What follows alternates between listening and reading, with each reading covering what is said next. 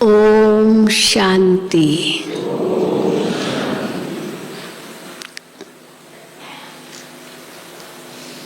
आज बाबा ने हम बच्चों को बहुत सुंदर टाइटल दिया है।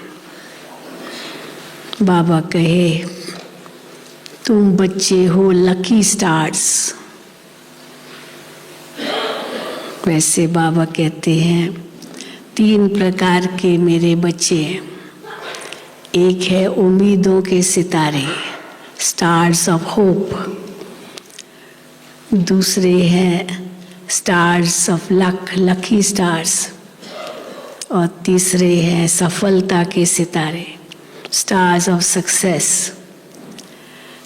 लेकिन बाबा कहे आज चौथे प्रकार के भी स्टार्स हैं।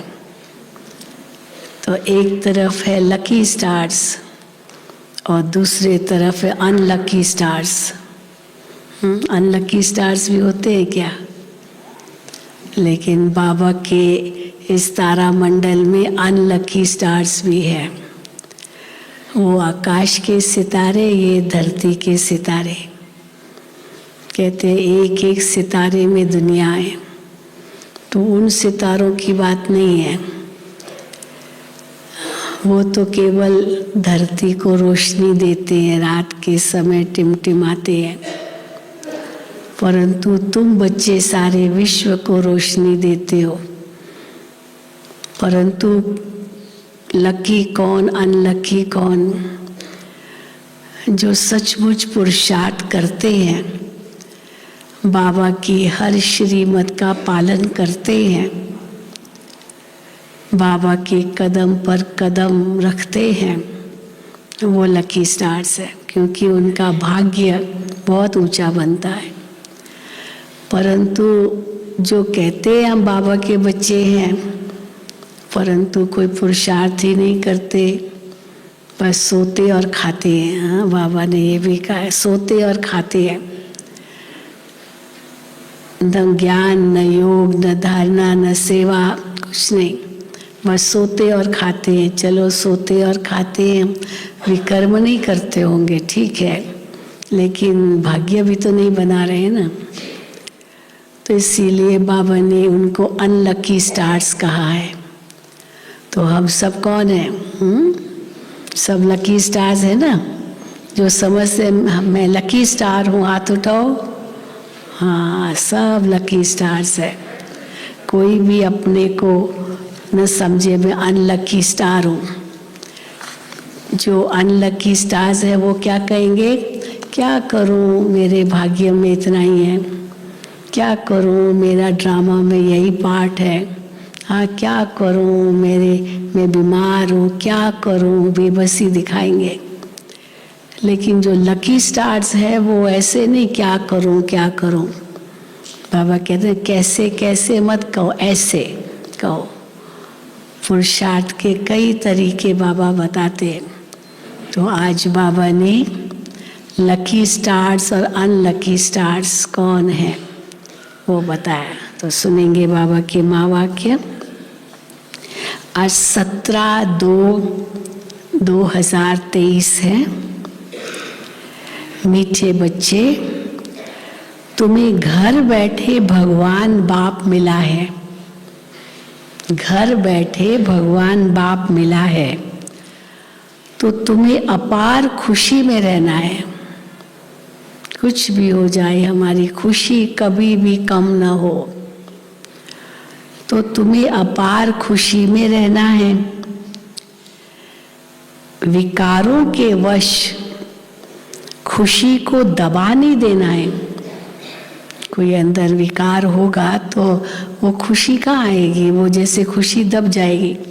अब गुस्सा आएगा तो खुशी थोड़ी होगी। काम वासना सताएगी तो खुशी थोड़ी होगी।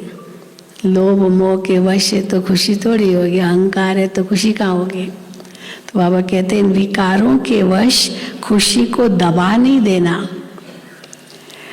प्रश्न है, तुम बच्चों में लकी किसको कहेंगे और अनलकी किसको कहेंगे? भाग्यशाली कौन और दुर्भाग्यशाली कौन, किसको कहेंगे? उत्तर, लकी वो है जो बहुतों को आप समान बनाने की सेवा करते हैं, क्योंकि वो ऊंच पद पाएंगे ना। अगर सेवा ही नहीं करेंगे तो ऊंच पद कहाँ से पाएंगे? तो लकी वो है जो बहुतों को आप समान बनाने की सेवा करते, सबको सुख देते, ये भी निशानी है, सुख देते। अगर दुख देते तो लकी कहाँ से हुए? अनलकी है, क्योंकि दुआएं तो मिलेगी नहीं ना, दुख देंगे तो। सबको सुख देते हैं।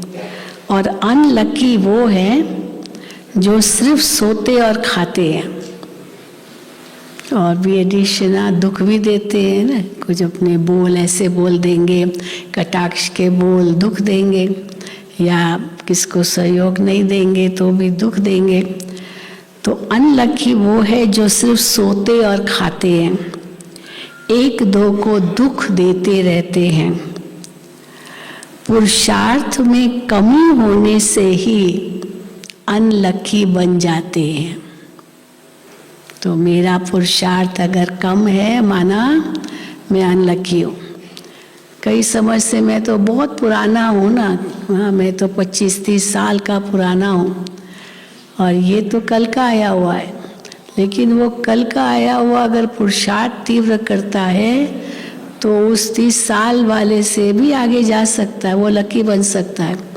और जो केवल यही कहता है मैं तो पुराना हूँ, मैं तो पुरानी हूँ, और पुरुषार्थ कुछ भी नहीं है, तो वो कहाँ लकी हुआ है ना।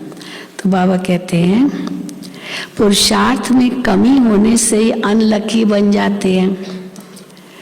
प्रश्न है, आज बाबा ने एक और, हम कहाँ बैठे हैं? वैसे कहेंगे क्लास में बैठे हैं, स्कूल में बैठे हैं, कॉलेज में बैठे हैं, यूनिवर्सिटी में बैठे हैं।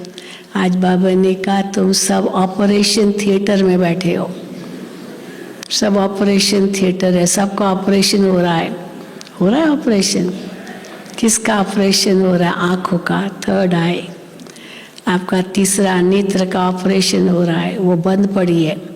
जैसे आँख बंद पड़ी होती है ना, तो आँख ऑपरेशन करते हैं, या कुछ नुक्स है, कुछ डिफेक्ट है तो ऑपरेशन करते हैं। तो बाबा कहते हैं, तो प्रश्न है, जिन बच्चों के तीसरे नेत्र का ऑपरेशन सक्सेसफुल होता है उनकी निशानी क्या होगी?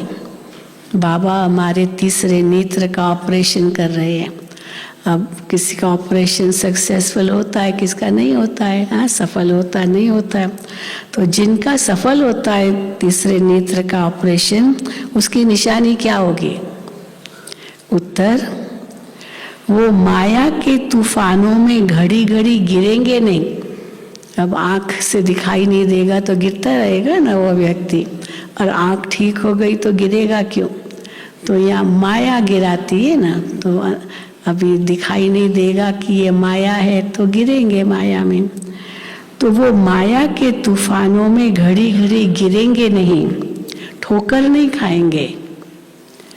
उनकी दैवी चलन होगी, धारणा अच्छी होगी ना। पता चलता ना, अगर कोई को दिखाई नहीं देता है तो पता तो चल जाता है कि इसको दिखाई नहीं दे रहा है, क्योंकि ऐसे ऐसे ऐसे ऐसे करेगा, हाँ ढूंढता रहेगा लकड़ी ऐसे कि ये मैं कोई गिर तो नहीं रहा हूँ, कुछ यहाँ कोई उबड़ खाबड़ तो नहीं है। परंतु जिनको आँखें हैं वो थोड़ी ऐसे करेगा, तो पता तो चल जाता है। तो बाबा कहते हैं उनकी दैवी चलन होगी, जिसका तीसरा ऑपरेशन सक्सेसफुल हुआ, धारणा अच्छी होगी। गीत है, छोड़ भी दे आकाश सिंहासन, इस धरती पर आ जा रे। ओम शांति। शिव भगवानुवाच, व ऐसे भी कह सकते हैं शिव भगवानुवाच, या गीता के भगवान शिव भगवानुवाच। गीता का नाम लिया जाता है क्योंकि गीता को ही खंडन किया गया है। सारा मदार इस पर है, कि गीता श्री कृष्ण साकार देवता ने गाई है, अर्थात श्री कृष्ण ने राजयोग नहीं सिखाया है। किसने गाई है? सारा मदार इस पर है कि गीता श्री कृष्ण साकार देवता ने नहीं गाई है, अर्थात श्री कृष्ण ने राजयोग नहीं सिखाया है। वह श्री कृष्ण द्वारा आदि सनातन देवी देवता धर्म की स्थापना नहीं हुई है, ये हमें सिद्ध करना है। तो शिव बाबा ने गीता का ज्ञान दिया है, जिससे राजयोग भगवान ने सिखाया है और आदि सनातन देवी देवता धर्म की स्थापना की है। श्री कृष्ण को निराकार भगवान तो कह नहीं सकते हैं, श्री कृष्ण का चित्र ही अलग है, निराकार का रूप अलग है। कहाँ शिवलिंग और कहाँ श्री कृष्ण का चित्र, तो अंतर कितना है। निराकार का रूप अलग है, वो है परम आत्मा, उनका कोई शरीर नहीं है, पुकारते ही हैं हे भगवान रूप बदल कर आओ।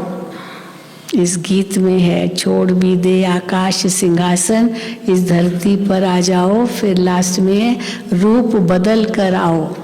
तो कौन सा रूप बदल कर आए, कैसे आए, किस रूप में आए, वो फिर बाबा समझाते हैं। तो कहते हैं रूप बदल कर आओ। अब वो कोई जानवर का रूप तो नहीं धर के आएगा, क्योंकि कच्छ अवतार, मच्छ अवतार, वारा अवतार, पता नहीं क्या क्या अवतार वैसे बताते हैं। तो बाबा कहते हैं वो कोई कछुए का अवतार या मछली का अवतार या सुअर का अवतार उस रूप में थोड़ी आएगा। तो वो कोई जानवर का रूप तो नहीं धरेगा।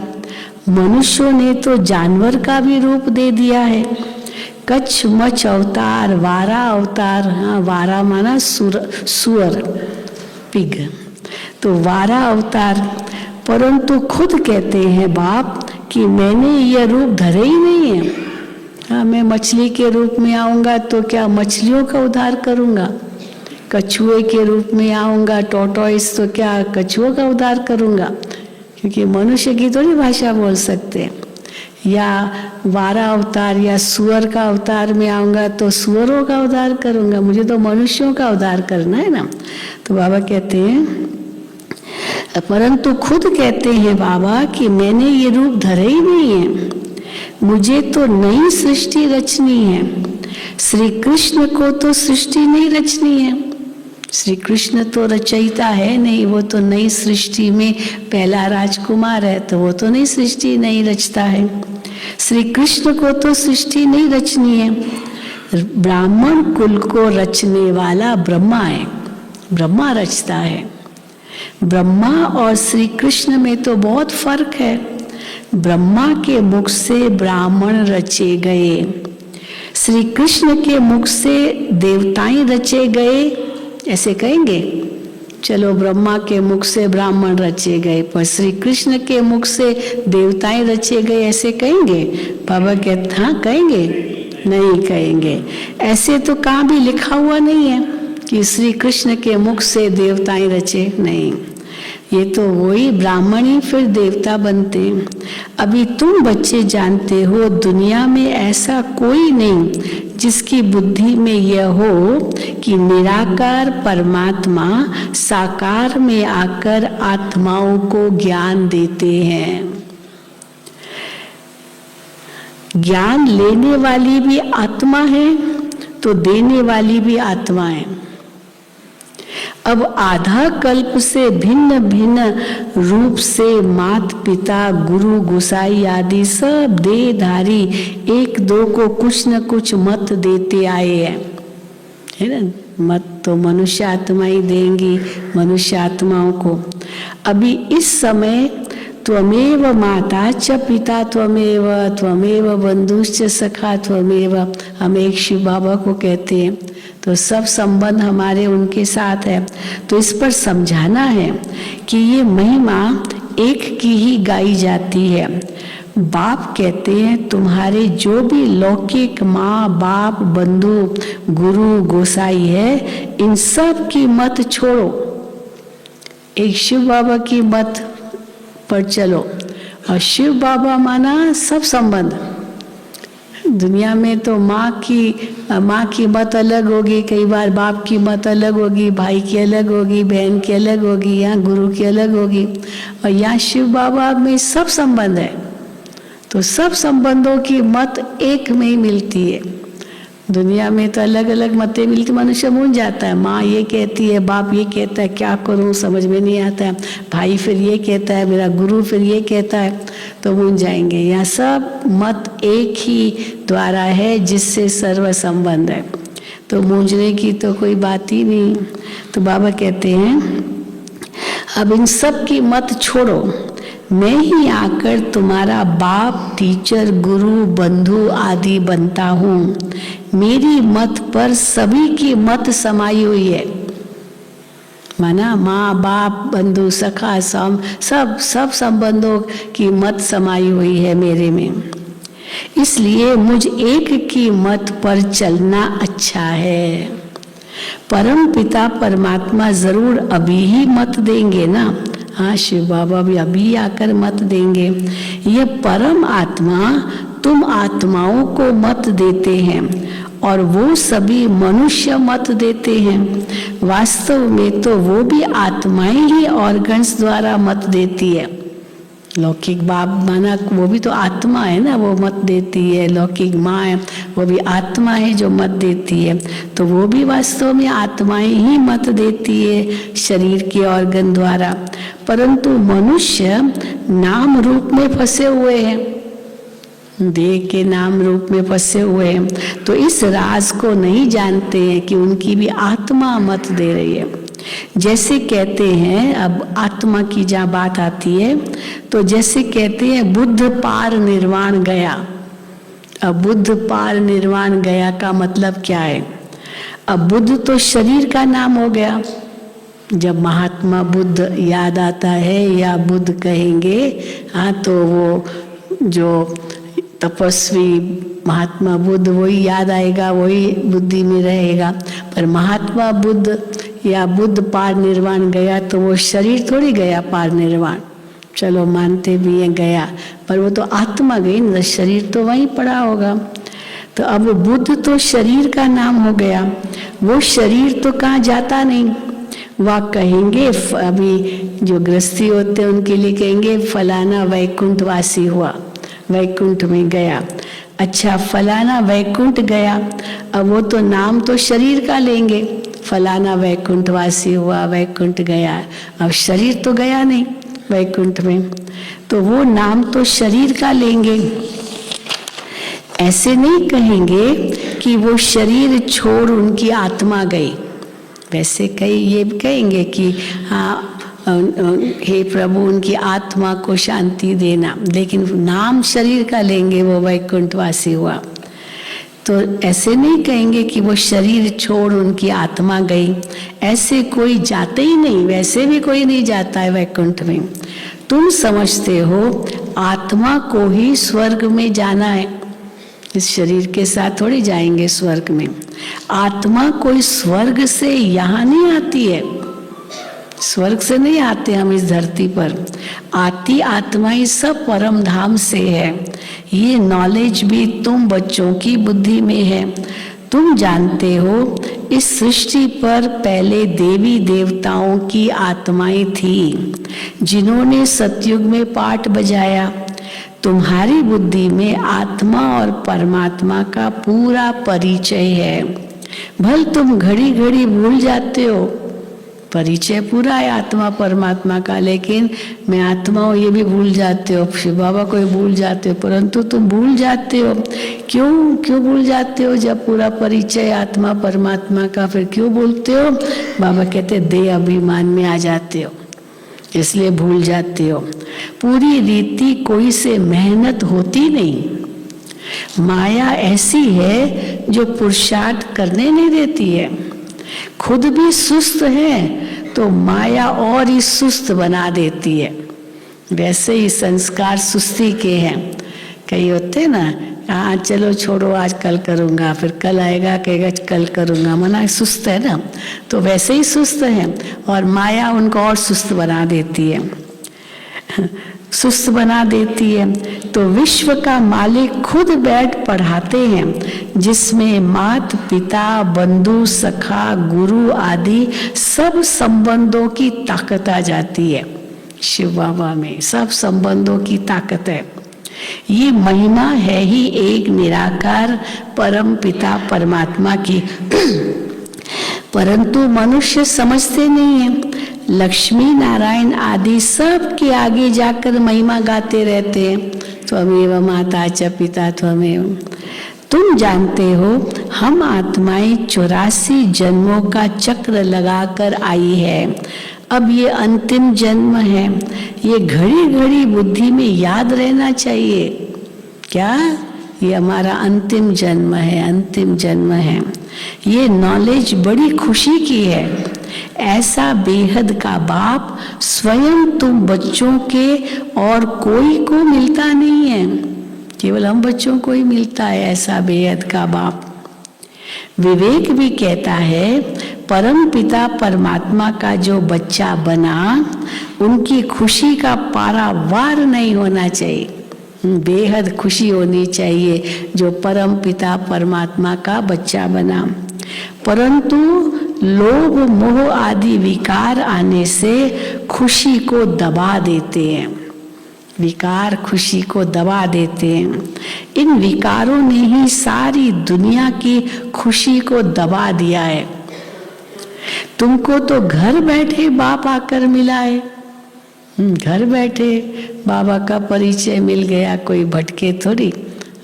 जो बहुत भटके हाथ उठाओ, बहुत भटके, भगवान को बहुत ढूंढा वो हाथ उठाओ, कोई भी नहीं होगा। हाँ बस एक बाकी तो घर बैठे मिल गया। कोई परिचय देने आ गया, वहाँ 2-3 हाथ उठाते जो बहुत भटके, बाकी तो कोई नहीं भटके। हैं जो कोई नहीं भटके हाथ उठाओ, बिल्कुल नहीं भटके। देखो घर बैठे बाबा मिल गया। तो बाबा कहते हैं तुमको तो घर बैठे बाप आकर मिला है। भारत में आए हैं। वैसे भी भारत वालों के लिए तो कहेंगे ना हमारे घर में आया बाबा, तो हमको परिचय दिया। चलो बहनें विदेशों में गई तो वहाँ परिचय दिया, तो कहेंगे फिर वो भी तो बाबा वहाँ भी आए तो घर बैठे मिल गया। तो तुमको तो घर बैठे बाप माकर मिला है। भारत में आए हैं।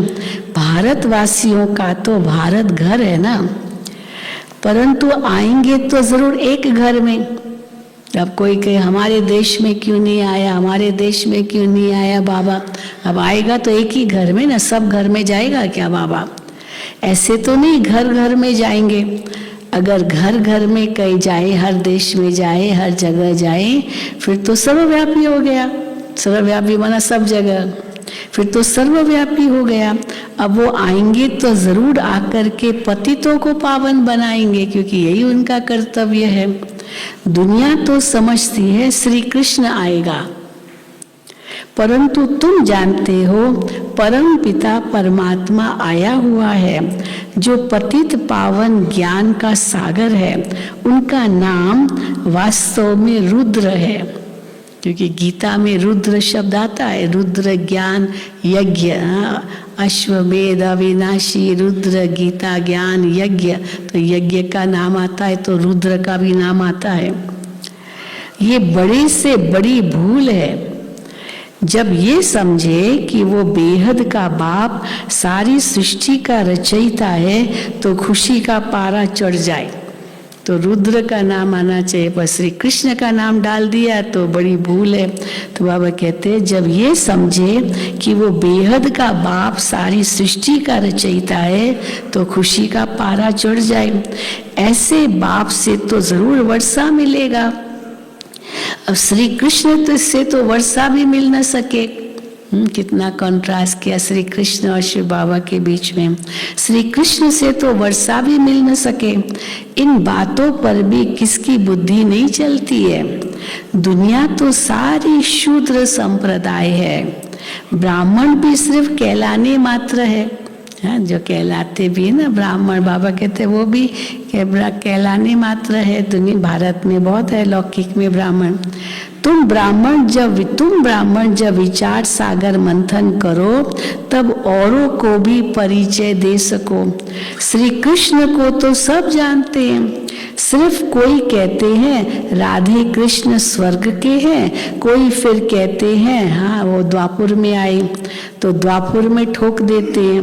ये भी मूंज कर दी है कि श्री कृष्ण राधे कृष्ण सतयुग में आए या द्वापुर में आए, क्योंकि एक तरफ उनको वैकुंठ नाथ भी दिखाते हैं श्री कृष्ण को, और द्वापुर में थोड़ी कोई वैकुंठ होगा, वो तो सतयुग में ही होगा। तो बाबा कहते हैं कोई राधे कृष्ण को स्वर्ग के कहते हैं, कोई फिर द्वापुर में ठोक देते हैं, ये भी मूंज कर दी है। ईश्वर तो ज्ञान का सागर है, तुम ईश्वरीय संप्रदाय में ही ज्ञान आ सकता है। आसुरी संप्रदाय में ज्ञान कहाँ से आया? भले गाते भी हैं पतित पावन, परंतु अपने को पतित समझते नहीं है। स्वर्ग को तो बिल्कुल जानते ही नहीं है, सिर्फ नाम मात्र कह देते हैं, हेवन का नाम लेते हैं, नाम मात्र। ये भी नहीं समझते हैं कि देवताएं स्वर्गवासी हैं। तुम जब समझाते हो तब आंखें खुलती है, माया ने आंखें ही बंद कर दी है। प्राचीन भारत स्वर्ग था, लक्ष्मी नारायण का राज्य था, ये भी नहीं जानते हैं। हम भी नहीं मानते थे, हाँ हमको भी थोड़ी पता था। बाबा कहते हमको भी नहीं मालूम था, बस पूजा करते थे लक्ष्मी नारायण की, पर यही लक्ष्मी नारायण का राज्य था भारत में। बाबा कहते हम भी नहीं मानते थे, जानते थे। ये तो समझ सकते हैं कि अन्य धर्म तो बाद में आए हैं, देवताओं के समय ये अन्य धर्म तो थे ही नहीं, तो जरूर वहां सुख ही सुख होगा। बाप बच्चों को रचते ही है सुख के लिए, कोई दुख के लिए थोड़ी बच्चे पैदा करता है। सुख के लिए बच्चों को रचते हैं, ऐसे नहीं सुख दुख दोनों देते हैं। तो हाँ बाबा का शिव बाबा बच्चों को रचते हैं, ऐसे नहीं सुख भी वही देता है दुख भी वही देता है, वो तो सुख के लिए ही बच्चों को रचते हैं। लौकिक बाप भी बच्चा मांगता है तो उनको धन संपत्ति देने के लिए, न कि दुख देने के लिए। हे भगवान मुझे बच्चा दो तो मैं दुख दूं, ऐसे थोड़ी बाप कहेगा कोई, न कि दुख देने लिए। ये तो अभी हम समझाते हैं कि द्वापुर से लेकर लौकिक बाप भी दुख ही देते आए हैं। कैसे? हाँ विकारों में ढकेलते ना। तो सत्युग त्रेता में तो दुख नहीं देते, यहाँ माँ बाप प्यार तो बहुत करते हैं, परंतु उनको फिर काम कटारी नीचे डाल देते हैं। जैसे दुख दिया तो दुख आरंभ हो जाता है। सतयुग में तो ऐसे नहीं होता, वहां तो दुख की तो बात ही नहीं। हाँ वहां दुख की बात ही नहीं। तो बाबा कहते हैं वहां तो दुख की बात ही नहीं।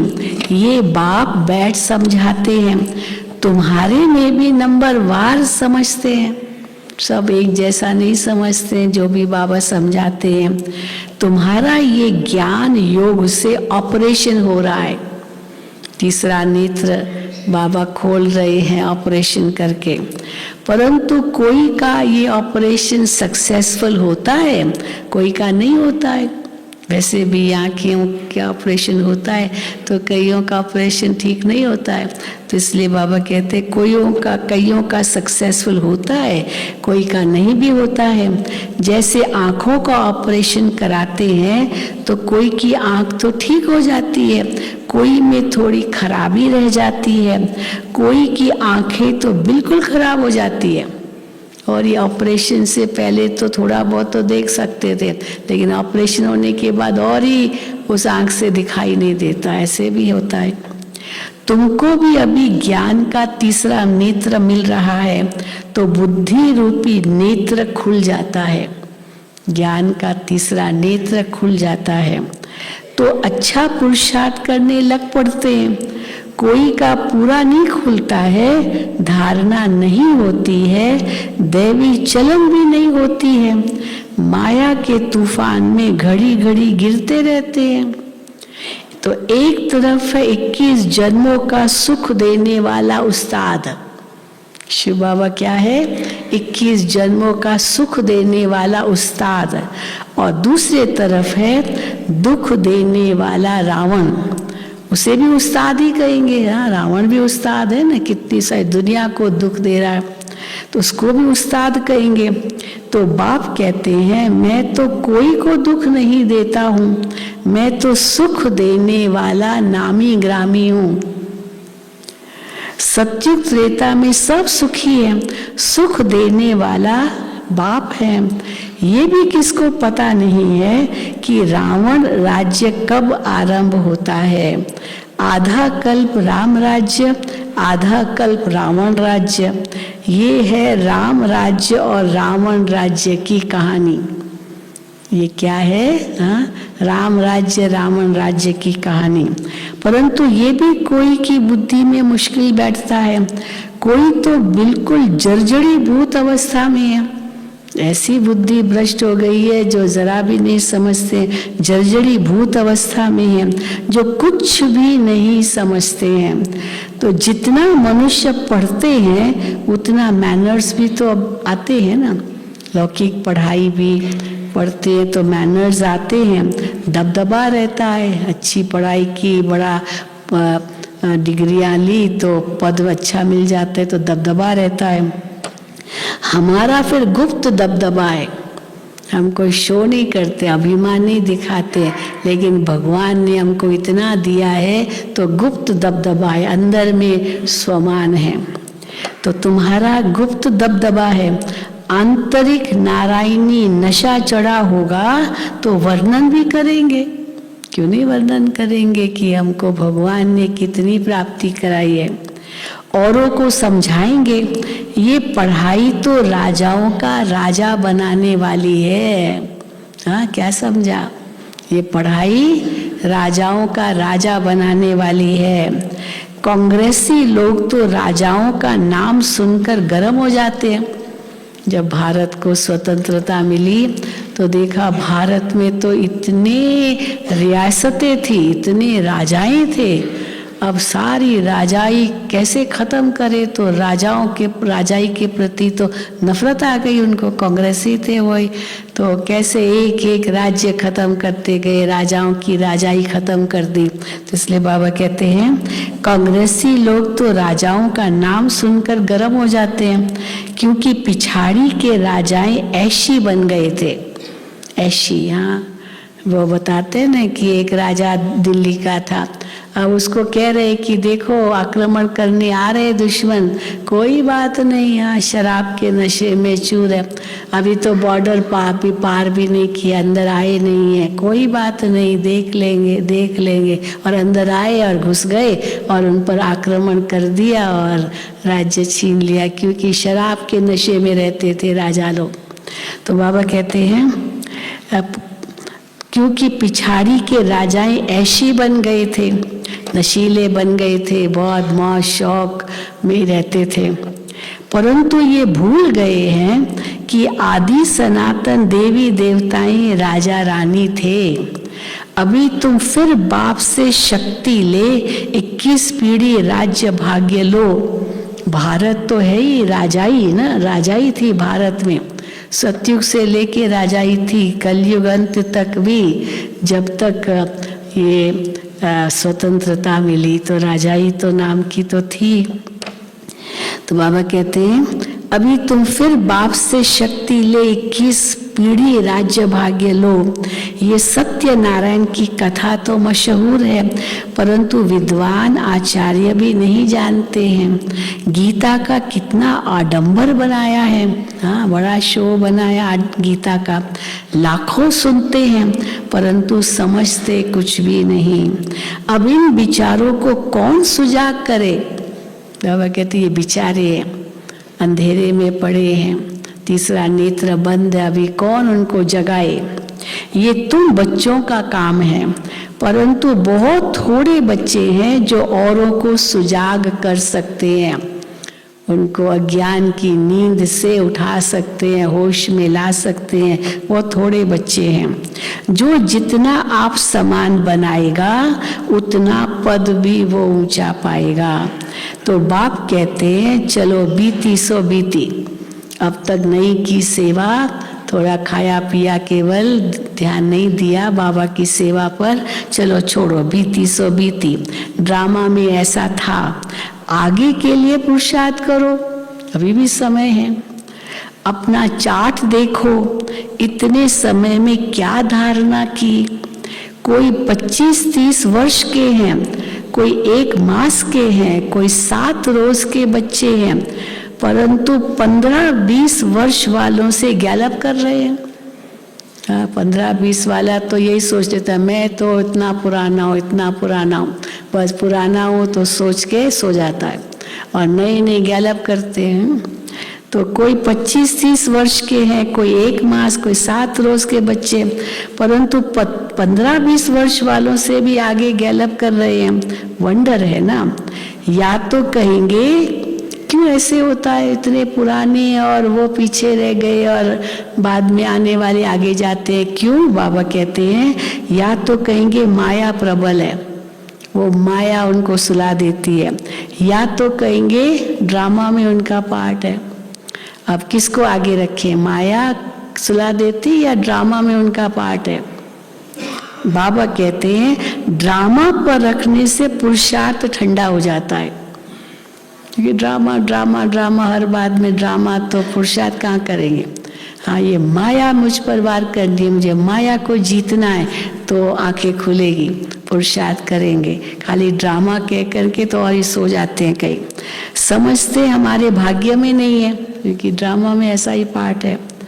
परंतु माया से बचना है। बाबा कहते हैं माया को परखना है। तुम सब लकी स्टार्स हो। अब आई लकी स्टार्स। तुम्हारी भेंट ऊपर के स्टार्स से की जाती है।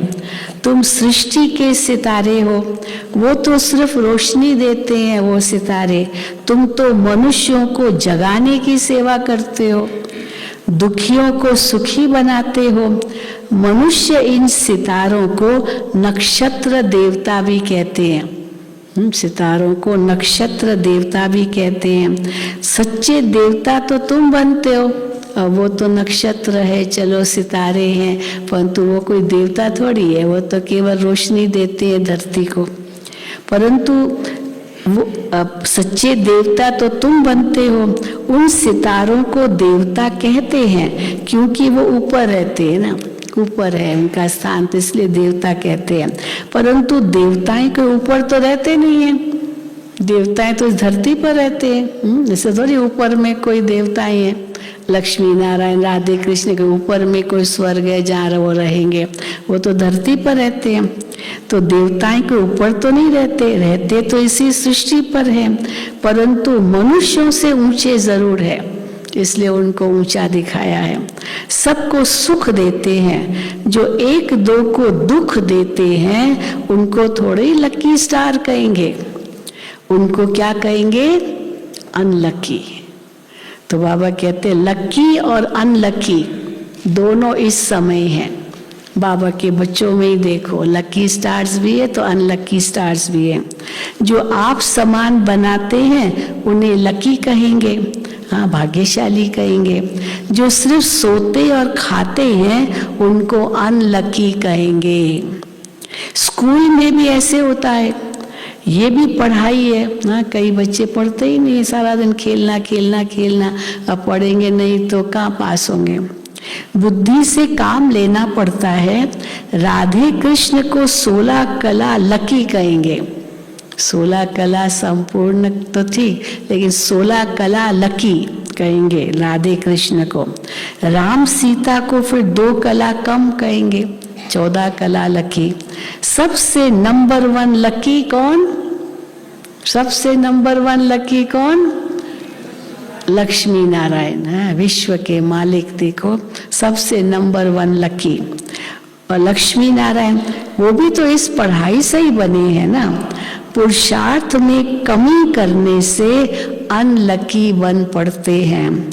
तुमको तो बाप खुद पढ़ाते हैं, तुम स्टूडेंट ही। देखो बाबा क्या कहते हैं, तुम स्टूडेंट ही गोप गोपियां भी हो। एक तरफ बाबा के बच्चे भी हो और दूसरी तरफ गोप गोपियां भी हो, गोपी वल्लभ की गोप गोपियां।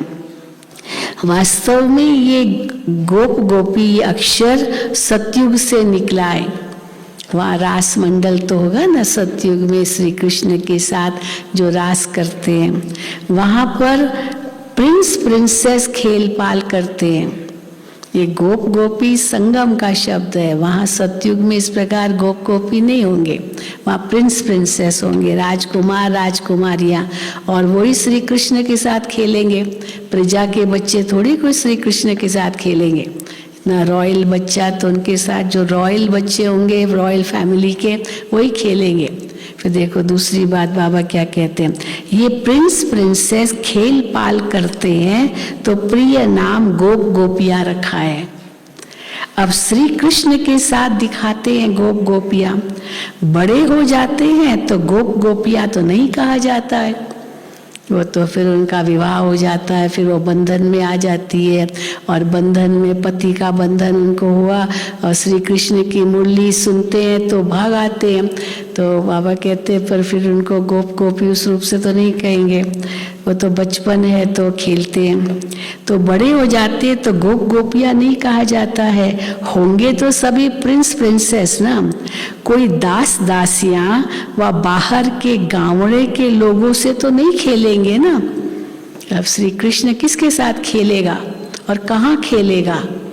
देखो बाबा कहते हैं एक तो दास दासियां व बाहर के गाँवड़े के लोगों से तो नहीं खेलेंगे ना श्री कृष्ण, और महल के बाहर वाले तो आ न सके, महल के अंदर कैसे आएंगे गांव के लोग, प्रजा ऐसे थोड़ी रहे महल में आ सकती है।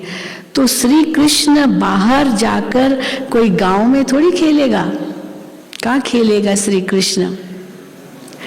बाबा कहते श्री कृष्ण बाहर जमुना आदि पर भी नहीं जाते, क्यों जाएंगे? नदी किनारे क्यों जा कर के खेलेंगे? वो तो नदी उनके हो सकता है महल में ही बहती हो, थोड़ी कि बाहर गांव में जाएगा और जमुना किनारे खेलेगा, फिर गेंद गिर जाएगी, फिर वो कूदेगा, फिर वो सांप उनको डस लेगा। तो बाबा कहते ऐसे थोड़ी होगा।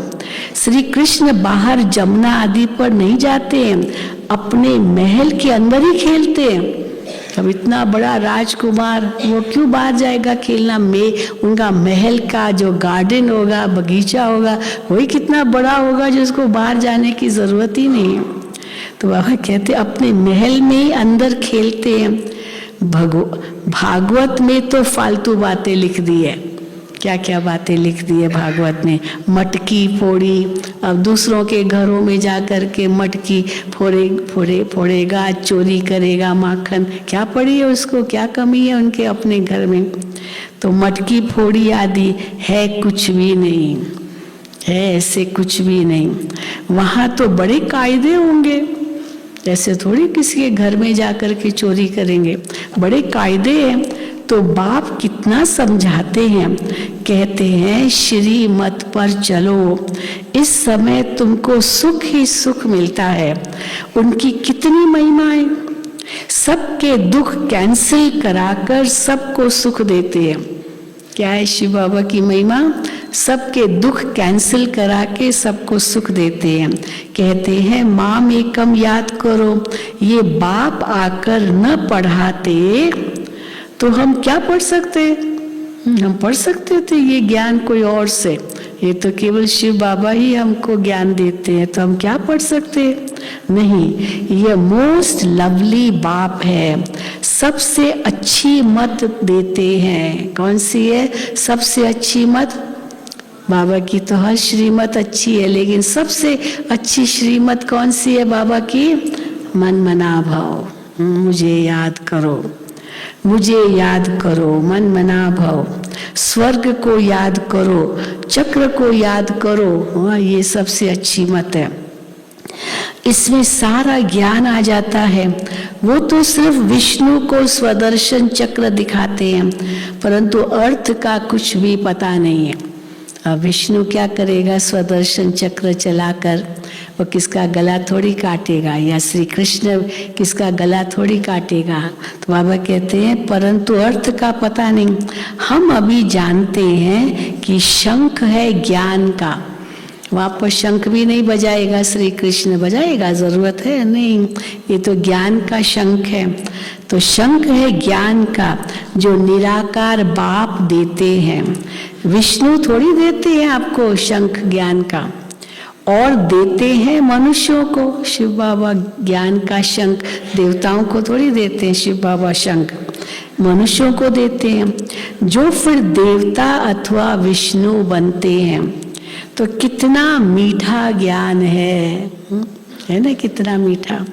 तो कितना खुशी से बाप को याद करना चाहिए।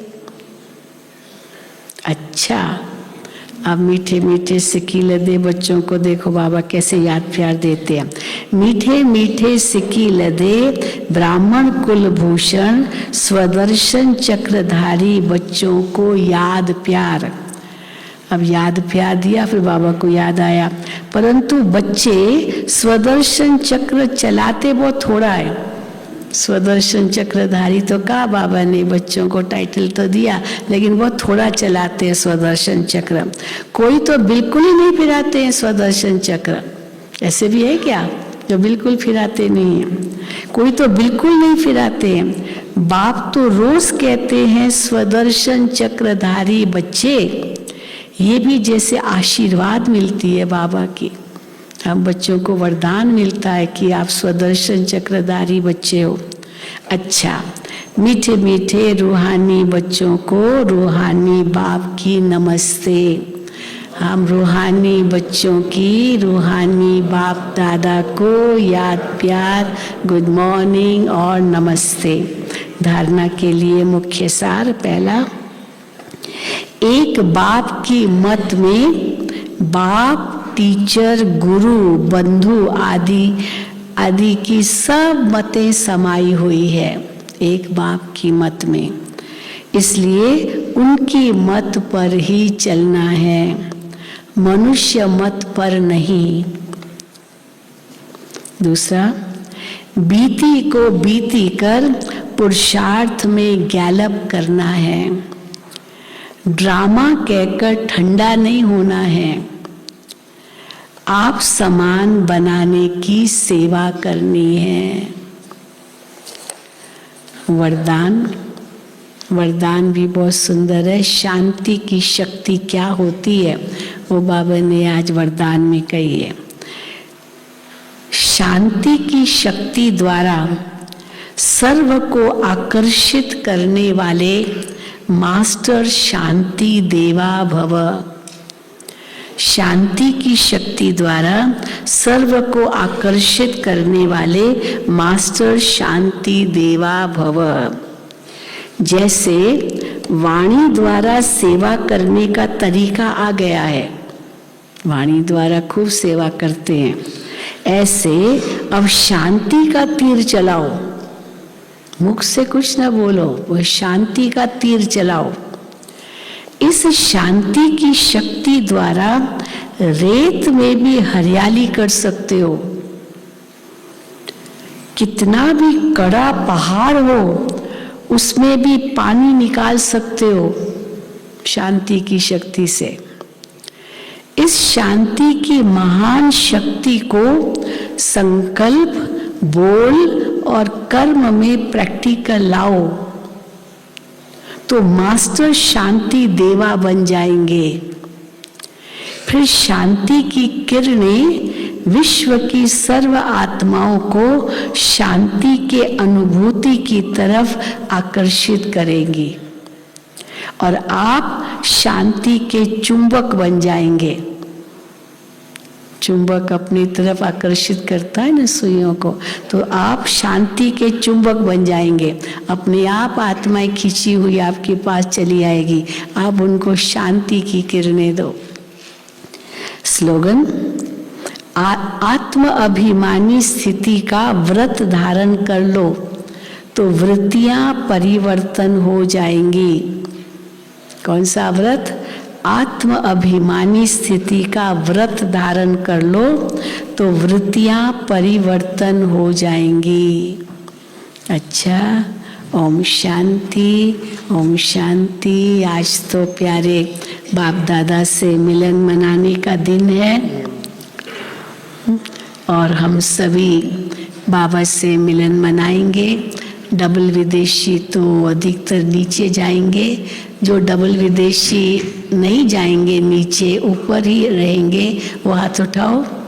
जो ऊपर ही रहेंगे वो तो केवल हिंदी वाले ही होंगे ना, बाकी डबल विदेशी जिनको ट्रांसलेशन चाहिए वो तो सब नीचे जाएंगे, तो अधिकतर नीचे ही जाएंगे।